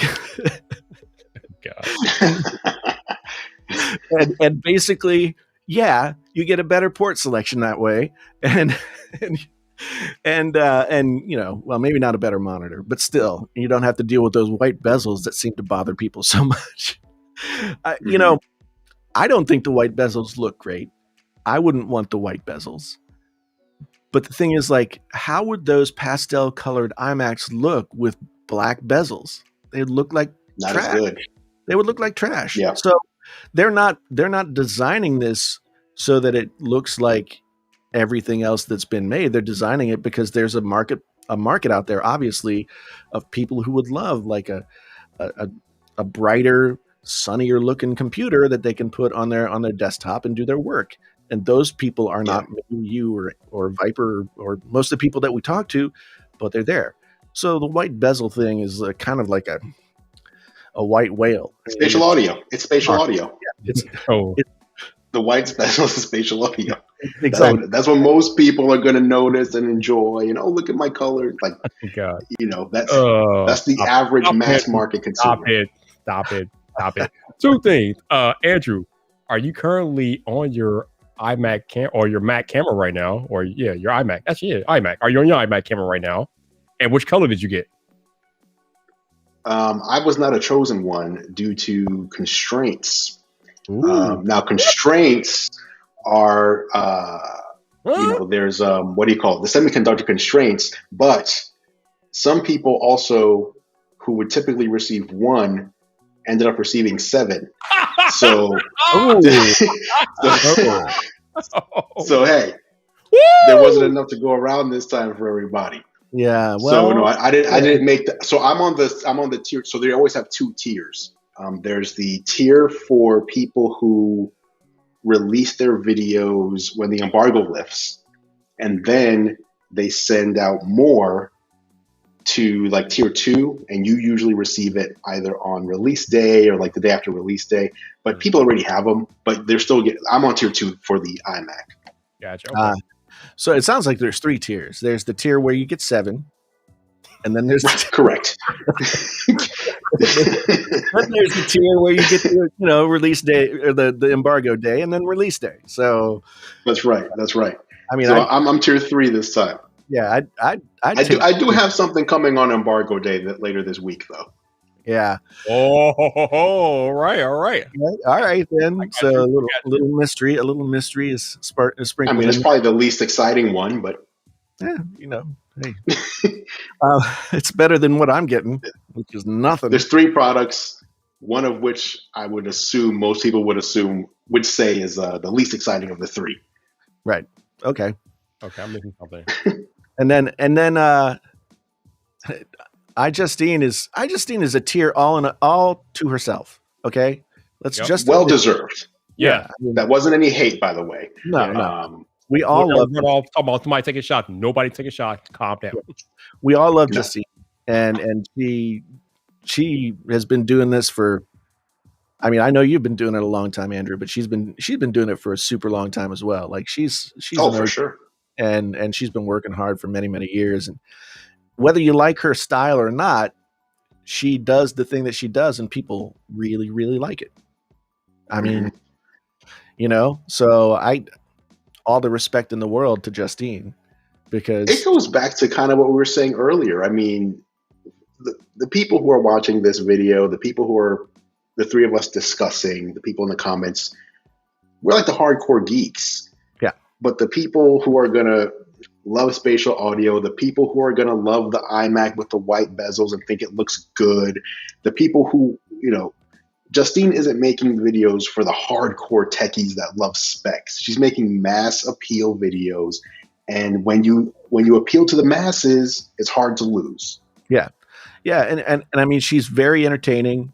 She's very good at what she does. I mean, the thing that's really sneaky about Justine, and unfortunately, I think especially in the tech world, but in other places as well, I think that people do even maybe like subconsciously like set a different standard for her because she's one of the most prominent women in this gig. But the thing is, like, she straight out does what she does incredibly well, and she makes it look like she's just hanging out talking to you. And we all can say that what she does in front of the camera is not an easy thing to do. Like, to feel like you're sitting in the room with her and she's just like uber excited like it's Christmas Day, and she's communicating that through the camera, through the TV, through the internet, you know, like, that's the real deal. And that's why she's still around and she's still relevant, you know, is that people respond to her ability to reach through and do her thing. The beautiful thing, like you said, Jason, it is not an act. That is literally who she is. And like I said on Twitter earlier today, watching iJustine unbox Apple products is one of the most pure things we still have left in this lifetime. There's nothing really in the tech space that compares to watching her unbox an iMac or an iPhone. Like, she, like you've been saying, she is just on her own sphere, and it's amazing to watch her do her thing. Yeah. So I mean, and I'll tell you, it would be much easier for any of us with her audience to do what she does as a woman, what she has to deal with behind the scenes. Oh yeah. And still show up and kill it is extraordinary. Yeah, I mean, that's the Pittsburgh in her. You know, she's from the steel. She's from the steel town, and she's got that steel town mentality. Like, she gets so much bullshit in, like, what you see her get in the comment section, or, you know, when people are talking about her online. That is tame compared to what I know she gets behind the scenes. And like, that's where that steel town backbone comes in. She is for real, and she's a smart business person. She does all of this stuff well, and not because, you know, it's an accident. She's been doing it for a long time. She learned how to do it. But man, to be in this game where, you know, you're putting yourself out there week after week after week after week, and you're an easy target for whoever to say whatever about you, and to keep doing it for, I think, over 15 years for her now, is, I mean, that is no small feat. No small feat. And she probably could have pivoted away and not done this anymore, but it's clearly her passion. And yes, she's done other stuff, like she's done cooking, she's done vlogging, she's done other stuff like that. But she's been in movies. She's been in Hollywood movies. She got killed in Criminal Minds. She was on was it Criminal Minds or Law and Order? It was Criminal Minds, right? Yeah. I know she's on Criminal Minds. She got killed in one of those episodes. Yeah. She was in Walking Tall with The Rock. Yeah. And let's be honest. Like, and I said this in the Can You Trust that I did about Justine. She could have traded on her looks a lot more than she ever has. Like, you know, there are people out there. I'm not casting judgment on anybody, but there are people out there who have made trading on their looks a part of their strategy for being successful. And Justine has not leveraged that the way that she obviously could have. And I appreciate that. I appreciate that because, you know, I know from talking to her that she sees herself as like a real deal OG geek. She got her senior picture taken with an iMac G4 or with a Mac Pro G4. Seriously, I've seen the picture. It's ridiculous, but also very cute. You know, it's not ridiculous. It's Justine. It's literally Justine. Yeah, it's fantastic. You know, so I don't know. I mean, I'll always have also, who else camped out 55, 56 hours for an iPhone? Yeah, she did that. I didn't do that. Yeah, no, that's true for sure. I guess the last thing that happened today was Google had their I/O event, and And I have to admit, I was too busy arguing with Andrew on Twitter about audio. No, I was going to say, like, I'm glad you were on Twitter because that first 25, 30 minutes of I.O. was so incredibly boring. I was like, I have some good action on Twitter to have fun with. I should have watched it, but I was just like, You didn't miss anything. Like, I'll watch, the Verge will do like their, Google I/O in 5 minutes or whatever. I'll get what I need. But what I did see of the new version of Android, like the user interface and stuff, looks pretty good. I mean, I haven't dug into it to really have any kind of an opinion, but I don't know. I saw the renders of the new, the leaked renders that John and his group have come up with. If the Pixel 6 looks like that is maybe the best looking phone of 2021. I mean, outside of, like, I'm not putting the iPhone in there because the iPhone's like a different deal. But if we're talking Android phones, something about that design, it's like classy but functional. I think it looks really, really good. And if it ends up coming out with like that sort of waistband camera strip, I like it. It's not wildly different, but it's kind of classy. So I haven't been excited about a Pixel for 2 or 3 years.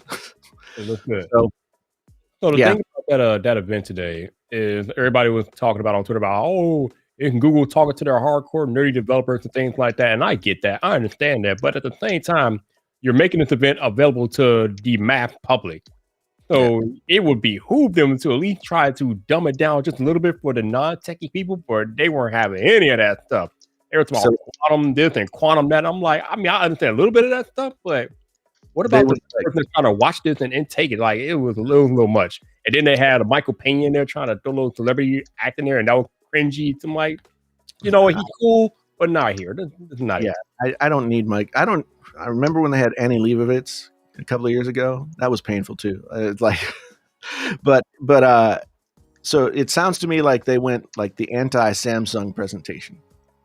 Samsung presents their phones and does their events like they're talking to third graders, and Google's talking to the doctorate students, literally.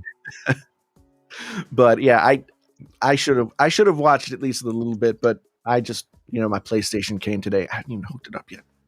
Oh, you're next gen. Wait a minute. Ooh, there you go. Yeah, I just the PlayStation. It took me all this time. Oh my god! PlayStation 5. It came early this afternoon.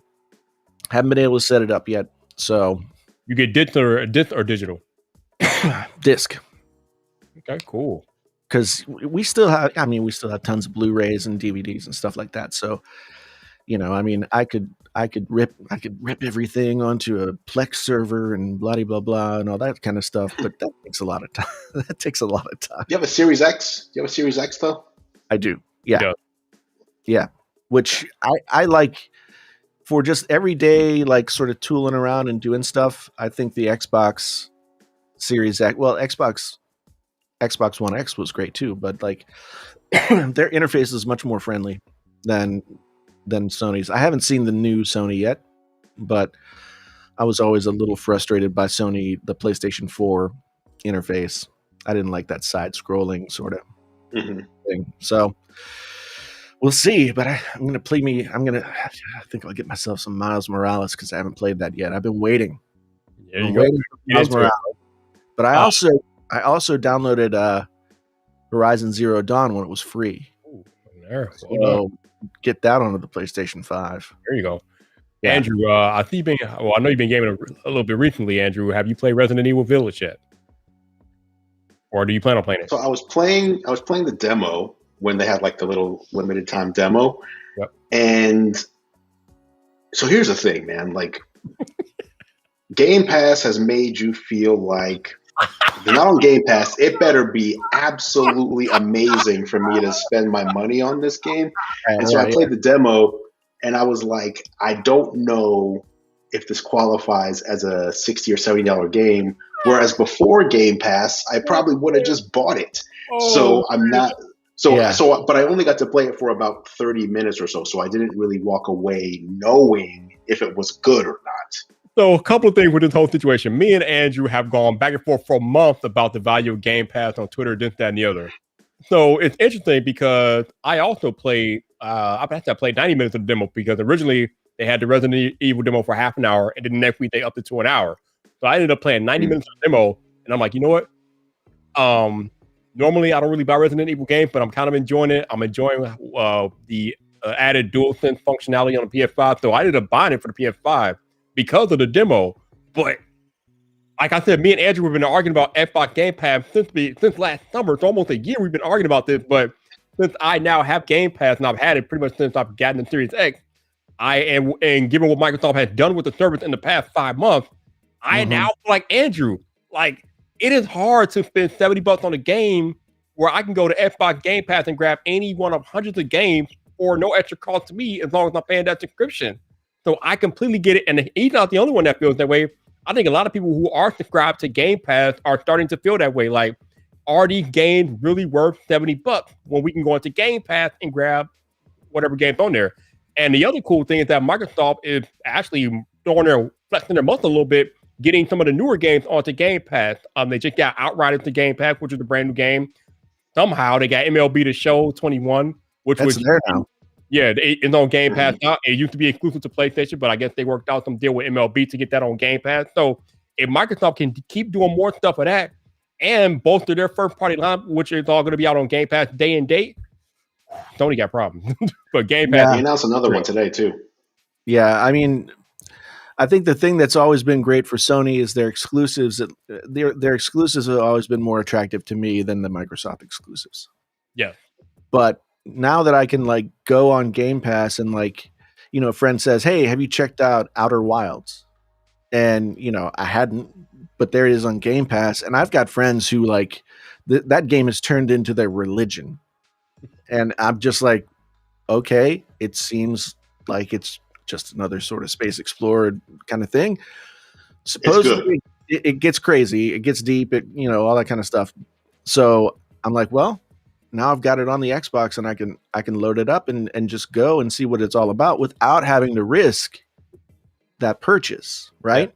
Yep. And Squadrons, I've got that. I paid for that on the PC, and then I got the Xbox, and I'm like, well, damn it, you know, I didn't have to do that. So, although I do have VR for the PC, so that's a whole nother thing. But yeah, I'm. It's funny because part of the reason I didn't go crazy trying to get a PS4. I mean, I tried actively throughout the whole time. Like, whenever there would be a new drop, I'd get it in the cart. By the time I went to, you know, check out, it would be gone. All that kind of stuff. I did that dozens of times. But you know, like Resident Evil is really the first game that of like AAA quality game that's come out since launch. I mean, Cyberpunk probably would have driven those consoles for these 5 months had it not been such a shit show. But it was. I mean, I still want to play Cyberpunk, but I'm going to wait until everybody tells me that it's not a crap fest. Good idea. You know what I mean? Yep. And Cyberpunk was what I was really excited for. So when Cyberpunk was a dud, it was like, well, you know, I mean, it's not like there's a new Last of Us game out that I've got to get for the so you know, I've been somewhat content to wait because at least I had the Xbox. All right, so here's what I'll say. This Franklin Goodwin guy, I just got to answer him real quick. He said not everyone wants to subscribe to a Game Pass every month, especially over the year. It'll cost more than a few games. No, it Casual gamers. Whoa, let me finish. Casual gamers won't buy Game Pass. Franklin, Game Pass is about to surpass 20 million subscribers. That's the definition. 20 million people are paying $15 a month to access Game Pass. That's the definition of casual gaming. Like that, it is a success. It is wildly successful. Wildly. And the other thing is that Game Pass is $120 a year. You buy 3 or 4, 5. That's 1.5 games. Yeah, that's 3, 4, 5 games a year. You are well past that, buddy. What are you talking about? I understand where Franklin's coming from, but because yes, it is an investment that if you think about it, like, okay, does a casual game on every night? Maybe not, but when it's priced right, then I think it makes sense. Yeah, and clearly Game Pass is priced right, and if it didn't have the games, nobody would pay for it, but it's got the games. It got games. Mm-hmm. Yeah, so, Franklin's trying to do his best 2019 Viper impression right there. right. So here's a couple of things. Resident Evil is definitely worth the $70, Andrew. Or actually, I think it's $60 now. It's worth the $60. Okay. Do with that information what you will. Have you played Resident Evil 7 at all? No. Okay, so you don't have any context with this type of Resident Evil, but I like it. Do you like first-person shooters? I guess that's my next question. Oh, yeah, for sure. Okay, then I think you would enjoy the Resident Evil. If you do buy it, prepare to be. Oh, you played the demo, so you know about it. But prepare to be scared. They got some scares in there. It might get you. Oh, I know. My daughter loves the Resident Evil games. Like she's gone back and played like all of them, and I'm like, yeah, she's hardcore, and I'm just like, I don't know where this came from. If she played 7, she'll love 8. Oh yeah. She played 7. She's gone back and done like 1 through 6. Oh wow! And she's big. So I'm surprised that she hasn't come to me and been like, "Hey, we got to get the new Resident Evil game." And I know that it's going to freak me out, so I haven't been saying anything either. It's real. The scares are real. Also, when you get a moment, I will need you to check your Twitter DMs, sir. Okay. Game Pass is up to 23 million now. Yes, 23 million. And climbing. And if they keep doing stuff like they did in April with Outriders and MLB, it's going to go up. Sorry, it is what it is. They announced another one today, another day and date, non-Microsoft title. I forget what it was. It was one of the ones. Really? One of the ones from, I forget what it was now, but they made another announcement today. So they're continuing doing this. Oh, I gotta keep going on here. Yeah, and if, I mean, this was the problem that Microsoft had with the Xbox One. The Xbox One, they wanted to make it like the everything media box, and you could run your TV through it and all that kind of stuff, and that stuff is fine on its face, but it wasn't what people wanted out of a games console. What people wanted out of a games console was games, and Microsoft didn't have any. And suddenly now they come out with the Xbox Series X and they've got games. I mean, I still don't think they're gonna overtake PlayStation. I think. Oh, I think they will. You think so?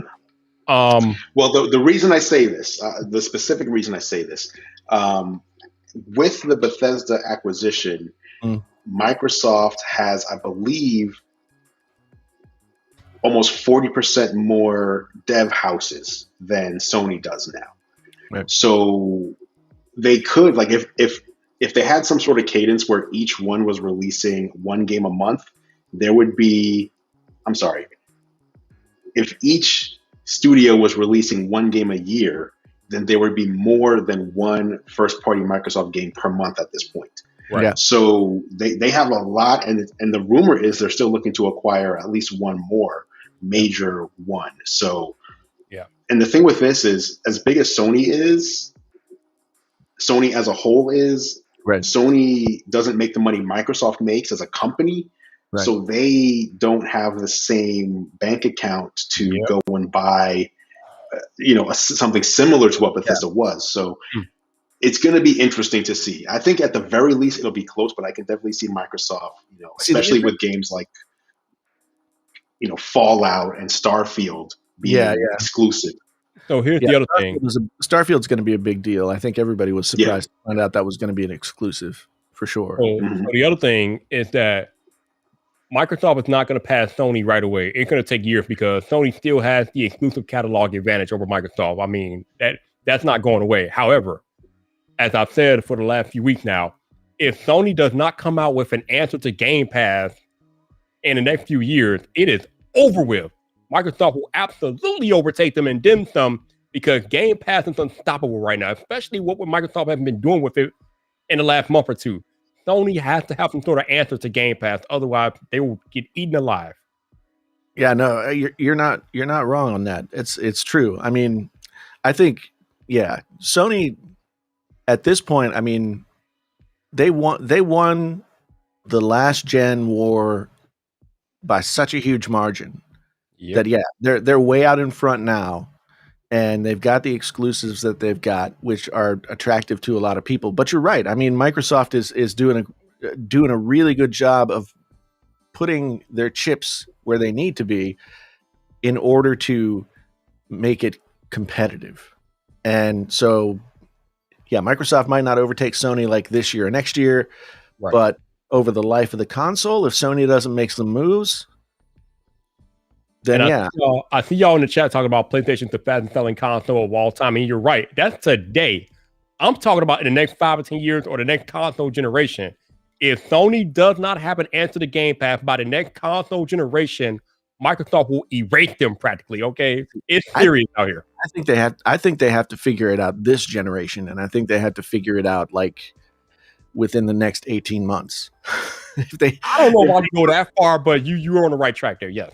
I mean, they really have to either they have to be compelling with the games that they have out, and right now they've got 6 months worth of nothing but Miles Morales, right? Well, they got to release that game Returnal they just released. That's a Sony. Yeah. People are liking that. Yep. And Ratchet and Clank is out in a couple of weeks, so they got that. So they got a few things coming up. Yeah, and there'll be another Horizon Zero Dawn, and they'll. So, but I mean, to me, Last of Us is kind of like the cherry on the top of what is really great about Sony's exclusive content. But Last of Us 2, it took like 8 years for that to show up, and I mean, they can't wait 8 years for the next like big time exclusive that everybody's got to get. Okay, I got to answer the chat, Jason, because I got to pull up Andrew. So we got a Meta Chronicler said that Game Pass isn't that important. I'm going to rewind this chat to about 20 minutes ago, where Andrew Edwards literally told you on this very live stream about how he's contemplating whether or not to buy Resident Evil because it's not on Game Pass. That is not a conversation he is having by himself. There are a lot of people, including myself, having that internal conversation. Do I want to pay $70 for a game that is not on Game Pass when I have access to hundreds of games? So when you say Game Pass isn't that important, it is already changing the way we think about games. It is going to change the way we consume games in the next 4 or 5 years. It is absolutely important. Yeah. It is transforming the video game industry in real time. It's happening now. It's not even for sure. It's already happening. It's already transforming how we buy video games. It is important. Again, if Sony doesn't come out with something to match it, they're going to be raped. But yes, that's all I got to say about that. I would argue you haven't seen what it's going to do yet. Like you haven't seen what's going to happen when Starfield or Fallout or whatever comes out and it's exclusive to Xbox and Game Pass, and PlayStation owners, instead of having to buy an Xbox, can just subscribe to Game Pass and play it on their computer or their iPad or their whatever. Like Game Pass is going to put money in Microsoft's bank account without you even having to buy a console. In fact, if you buy a console, they lose money. So they would much prefer you to just buy Game Pass, give them profit without buying the console. Like it's going to be crazy to see what happens when major games start coming out and they're on Game Pass on day one. And that's going to be the test of what Game Pass really is. And they can be played, like you said, on almost any device. Right. So no, DB. I'm not saying that people are not going to buy games. People will still continue to buy games that are not on Game Pass. What I'm saying is that we are now having conversations about whether or not we should buy games that are not on Game Pass. We're more discerning about it. Yeah. Well, see, this is the thing. Like, I mean, this is the paradigm shift where it used to be people bought music, and that was the way you did it. And you got the CDs, or you got the records, or you got the cassettes, or you get whatever you got. You put it on a shelf. It was part of your. What are we doing now, Jason? And now we pay $10 a month to own it. but we got access to everything. So I mean, that is the way that it goes. And Apple has seen it on their side too. It's not an accident that Apple sells an iPhone at almost every price point now. Apple wants to get the delivery method for their services into your face. And they don't want it to be just like the people who can afford the $1,000 phone. They want it to be the person who can afford the $400 phone, and everybody in between. And that's what Apple's realized. I think Microsoft is seeing it in the games industry. It's that, like, now that everything is out there to be gotten, and bandwidth has caught up with the ability to deliver those things within a reasonable amount of time. I mean, imagine downloading like 80 gigabytes of stuff in like an hour or so. That's the reality now, and that's crazy. That's crazy. Mm-hmm. I mean, try and do that in 2008. It's like, set it and forget it. Come back at the end of the month, because imagine doing it like over a 14.4 baud modem, for that matter. It's like the days of buying intellectual properties like that are over. Yeah. And y'all out to talk about PlayStation Now, and they're on the right track with that, but that is nothing compared to Game Pass. Okay, they're going to have to really overhaul PlayStation Now for it to even compete with Game Pass. See, PlayStation is confusing too, because they have the PlayStation, like the one that you buy, what is it, like $25 every 3 months, and you get online play, but you also get like a few free games every month. But then there's also PlayStation Now, which is like a different thing. Mm-hmm. So it's very confusing. And so PlayStation, I mean, they did throw out Horizon Zero Dawn and a couple of other games just like for free. Yeah, they have like a whole free at home thing they got going on over here. Yeah. So I mean, I give them kudos for that, because the Horizon Zero Dawn is one of their bigger titles at this point, and it's got a sequel coming soon. So it's going to be I think that's good for them to do, but it also shows you like how much value there really is in buying a game. Like if they're willing to give away the game as a loss leader toward the next game. Yep. So I mean, that's the writing on the wall right there. I mean, imagine though, like, so Sony is outselling, they're selling these consoles like crazy. Imagine if like this was the PS4 launch and there weren't the constrictions of supply chain and silicone and all this other stuff that's keeping things from being churned out, one after the other. It's like, how many would they have sold if they could produce as many as they want? Or would it be the opposite? And it's just like, well, I can get one whenever, so I'll just wait until the game that I want comes out. Because the scarcity thing has really worked in both their favors, I think. Because I mean, I had to have at least one next gen console, and then I got the Xbox, and I barely played anything on it for like the first several weeks. I was like, I've got it. Look at it. It's there. It's a little black square, like rectangle thing. I do wish that was LEDs though, not just green circles. I agree. Yeah. All right. I have to go eat dinner. Yeah, we're past the 2-hour point, which is witching hour for the Painfully Honest live stream. Yeah, it was good, guys. Thank you for jumping in here and bringing it all home. Lively, just like old time. Just like old time. I know. It was really fun. I think many good points were brought up. I do appreciate it. And for everybody out there in the chat, sorry that we didn't get to the chat as much as usual tonight. But get back to you. I'll be back on Friday with the Friday morning coffee stream, and maybe some other times in between. But I think I got a new video coming tomorrow, and of course, I'm working on the new audio channel. So all the new things are happening. I got new assets. I got new artwork today. So a total rebrand for the Painfully Honest. So it's going to be exciting. Anyway, folks, thanks once again for being here. Really do appreciate it. Once again, my name is Jason Andrew Edwards, the one, the only, the sage one. And then, of course, the man about tech, the captain of Team Apple, Mr. Viper, back for a command performance on a Tuesday night. Thank you, guys. Thanks, everybody.